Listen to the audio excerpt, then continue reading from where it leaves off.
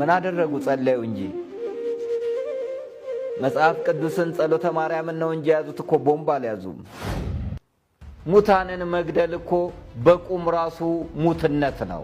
የቀደመውን የአባቶቻችንን የአራቱን ሰማዕታት ሐዘን ሳይጨርሱ ሌላ ደግሞ 2 ሰው ተደገመ።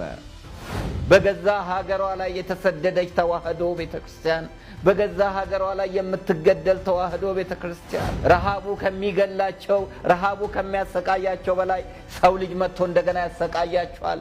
ችግር ከሚያሰቃያቸው በላይ ሰው ልጅ መጥቶ ያሰቃያቸዋል። የአቤልን ደም የተመለከተ እግዚአብሔር የዘካርያስ ደም 70 ዓመት እንደጮኸ ሁሉ የአባቶቻችን ደም ከዙቃ ላይ ይጮኻል።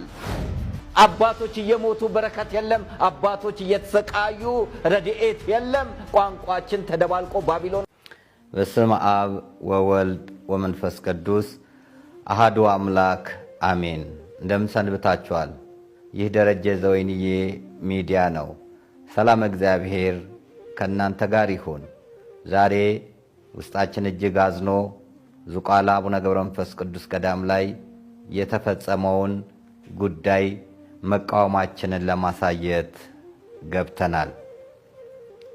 ቅድስት ኦርቶዶክስ ተዋህዶ ቤተክርስቲያን በየጊዜው ትሰደዳለች፣ በየጊዜው መከራ ይደርስባታል። ከመስቀል ላይ አልወረደችም። ዛሬ